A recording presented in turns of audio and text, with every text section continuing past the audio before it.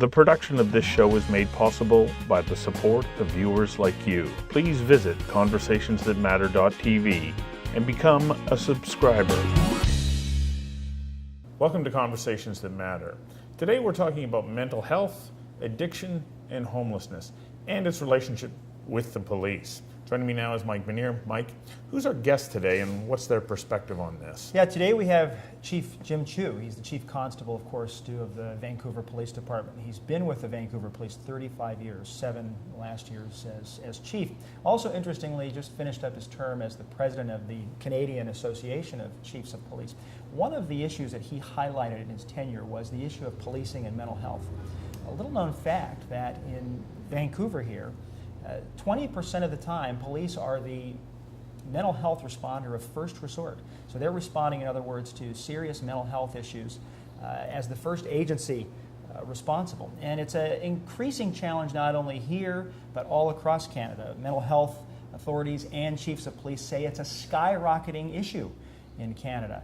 And so Chief Chu can talk about it not only from his perspective, and they're doing some innovative things here in Vancouver, by the way, really trying to train police officers to not just be in a responsive mode, but a proactive mode. They have almost 200 individuals they call clients that teams of police officers are actually reaching out in a proactive manner, working collaboratively with these individuals and other agencies to try to prevent the police from having to be that first responder, if you will, on mental health issues. And of course, we see periodically in the news the tragic stories of individuals who are killed or seriously injured in police-related mental health incidents. And that's really what Chief Chu talks about wanting to prevent.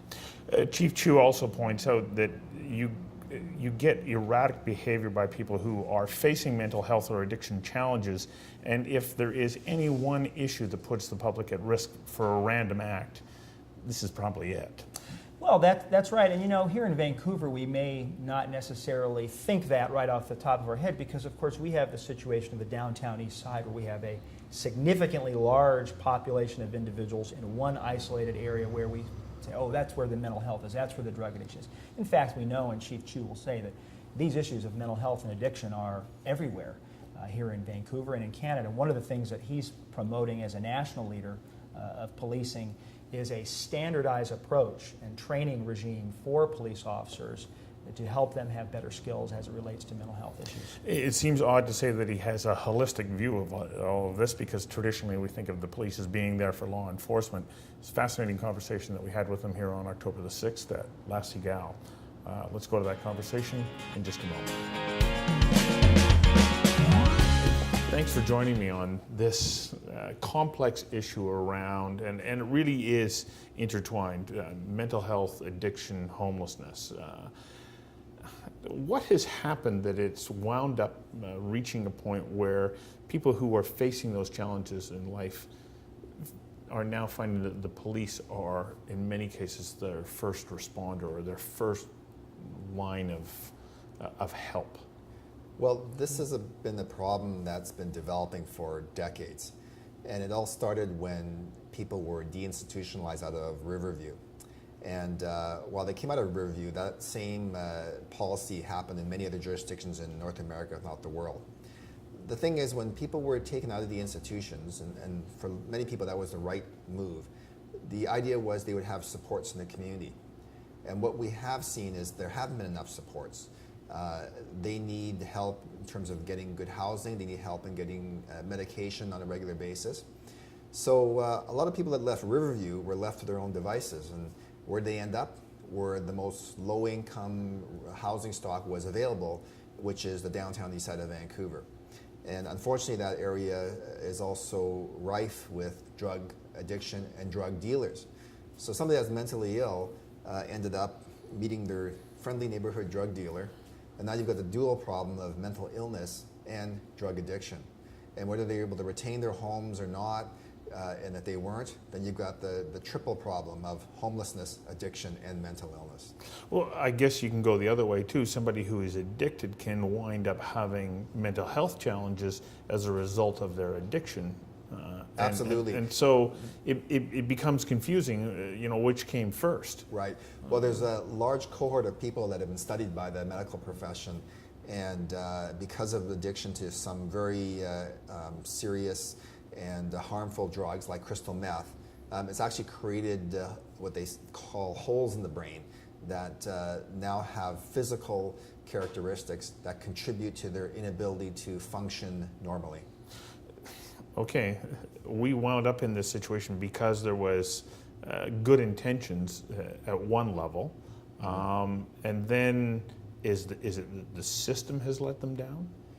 Well, it's what you want to invest to help people in the community.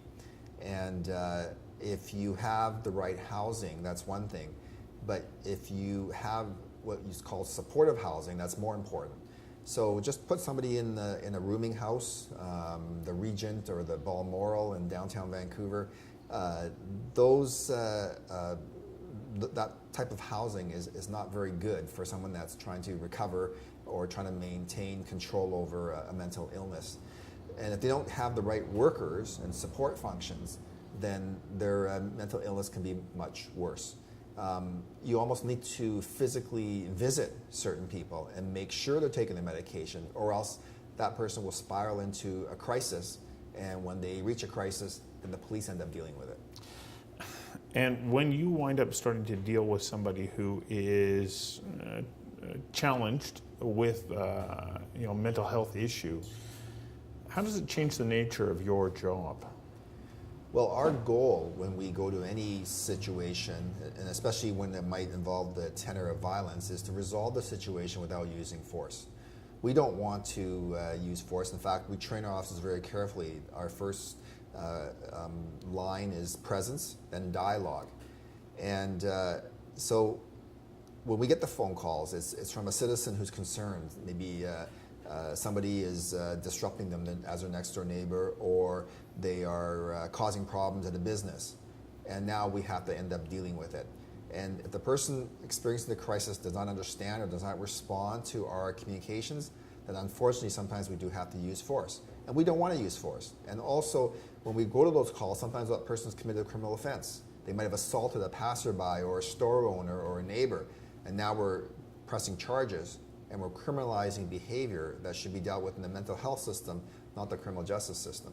So what do you have to do to prepare your officers to be appropriately ready for those kinds of situations? Because now you're starting to deal with somebody who's not just saying, okay, you're here, I understand. They could act in ways that are unpredictable. How do you prepare for that? Well, there's only so much we can do. We have decided, or 4 years ago we decided that we will have a mandatory crisis intervention and de-escalation training for all officers. It's a 40-hour program. It's kind of modeled after what was brought in the Memphis Police Department, and it's called the Memphis Model. We have subject matter experts that come in, and also people with lived experience who have experienced mental health challenges in their own lives, to help the officers understand how to respond to people. And it's not yelling louder or talking more sternly. It's quite often being softer in tone, or even backing out of a situation if somebody has that sort of crisis.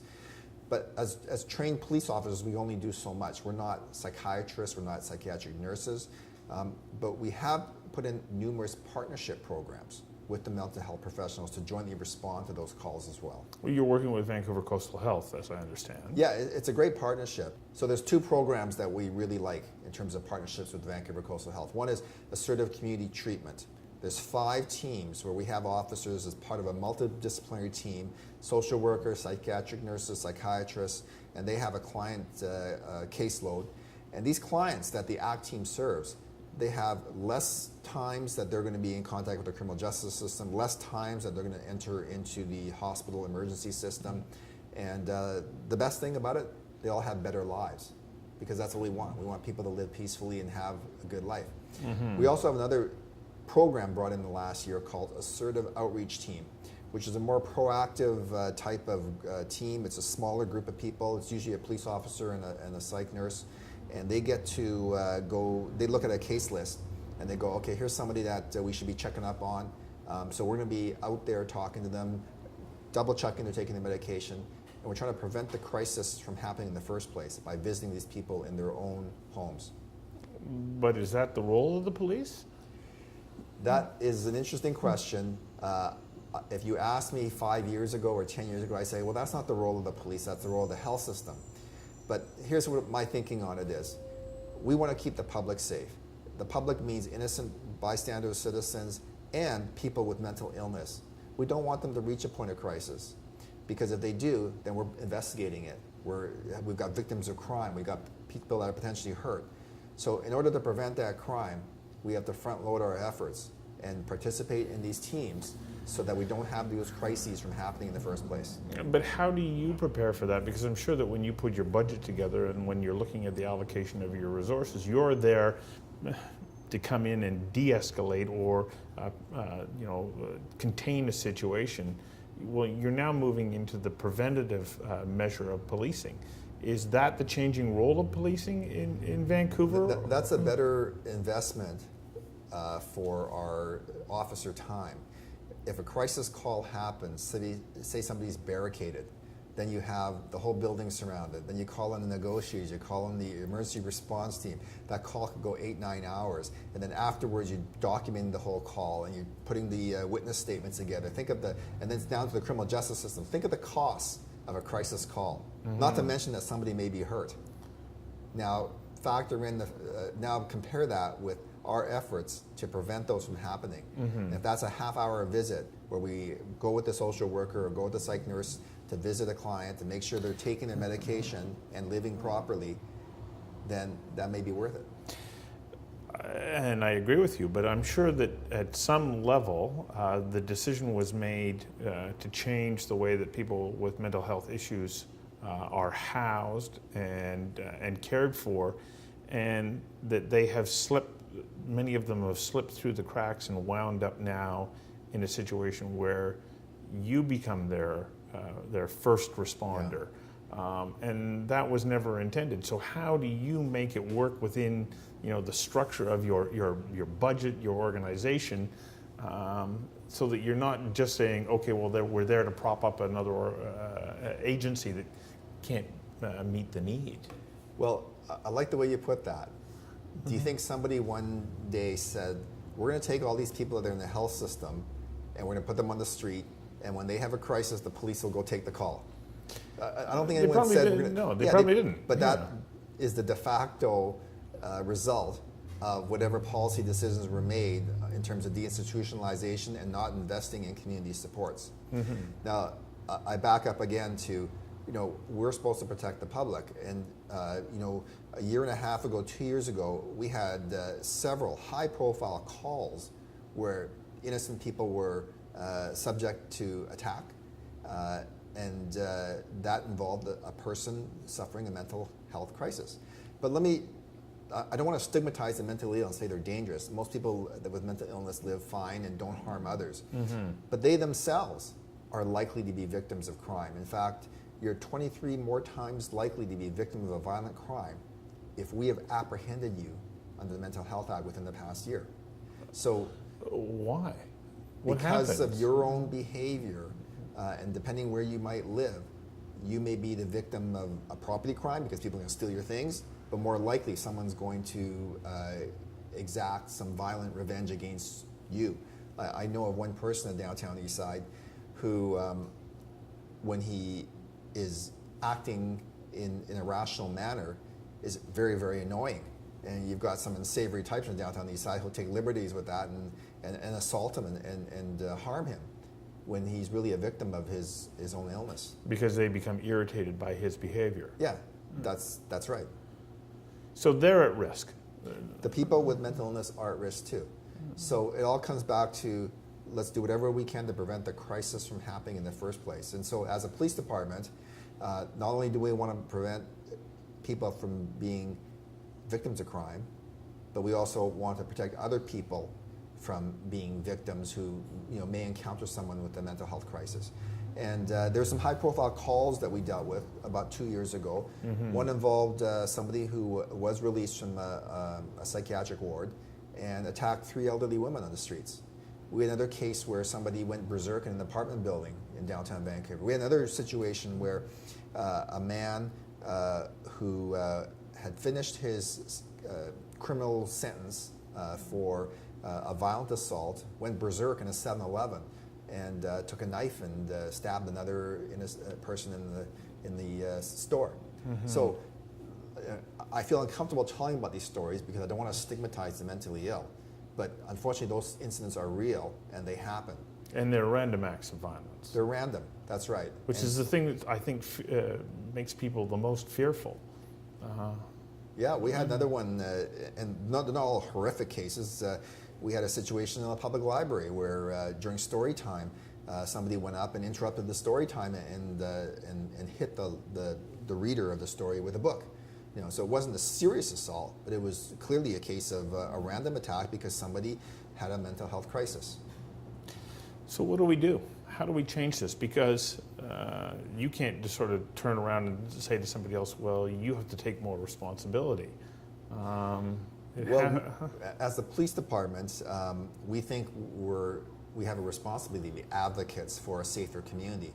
So the Vancouver Police Board, who are the governing authority for the police department, under the leadership of the mayor, who's chair of the police board, have been meeting with the Vancouver Coastal Health Board. And there's a joint letter that was written to the province asking for 5 things. One was more secure beds, because there are some people that should not be in the community. I mean, deinstitutionalization worked for a lot of people, but I think they went too far. I mean, the person I was describing who's so annoying that he's beat up all the time, I don't think he's functioning well in the community.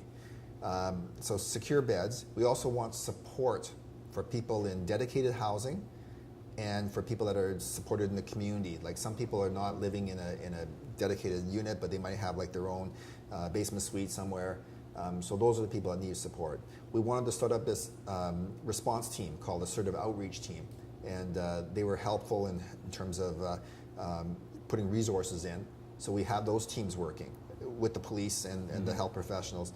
And the last thing is when we take people to St. Paul's Hospital, we've been asking for a more streamlined process.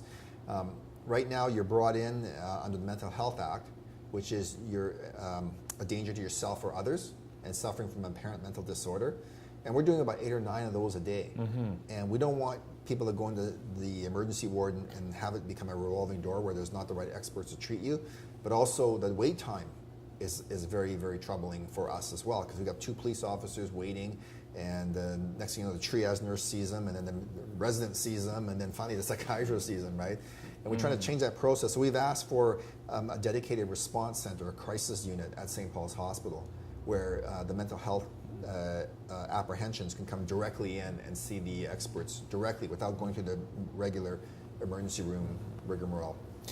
The 2 kinds of pushbacks that I've heard in response to that are, well, the police just want everybody to be locked up. And I go, I don't know that is the case. And you don't seem to be suggesting that at all. But there does need to be a change.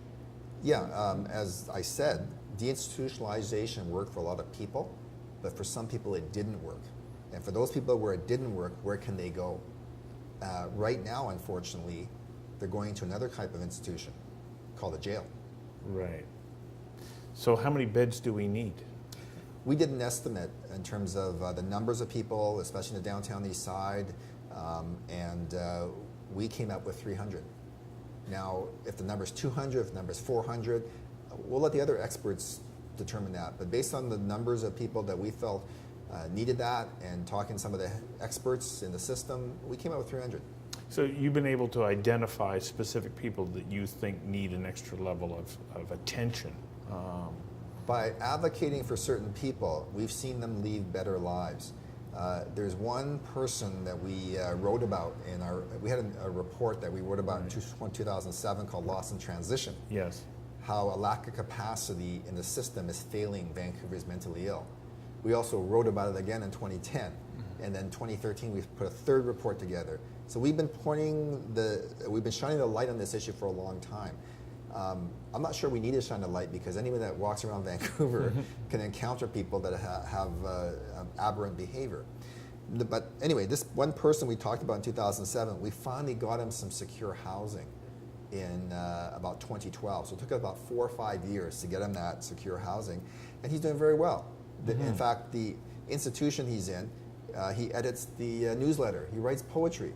But that wasn't him when he was on the streets. when he's on the streets, he would be just extremely difficult to handle, and people would be terrified of him, and he'd be just acting in such a dangerous manner. It was frightening. And we would have to arrest him. He was in a jail cell so many times. But even when he's in the jail cell, what he would do, he would cover himself up with feces. That's the kind of thing he would do. I think that person's okay on the streets, whereas now he's in an institution, and we're not talking create one flew of the cuckoo's nest, a sterile environment. Right now there's some very good thinking in terms of humane living conditions, but with some element of supervision so that people take the medication they need and get the support they need. So the other pushback is, well, that costs money. What do you say to that? Well, I know there's finite resources, and I also believe that if you put them all into the criminal justice system, that creates lots of costs that aren't really going to helping that person battle either their addiction or their mental illness. And then it's a matter of how important this is. And when we pointed out last year that there's some innocent people in Vancouver who were subject to random attacks, I think that got the attention of a lot of decision makers that we need to put more into this. And when we put that report together in November 2013, the health minister did respond, and there were some decisions made that allocated more funding in this area. Do you see the trend changing then? Or are we still at the, okay, this is a good idea stage? I think it's going in the right direction, and I believe that they are looking for ways to help increase the funding. I think the situation is better than last year. Whether it's moving fast enough or not, changing fast enough, things take time, and or at least going in the right direction. Right. Well, let's hope that we can find a solution that works for everyone, including your members. Thank you very much. Thanks for doing this. Thanks, Stu. Thanks.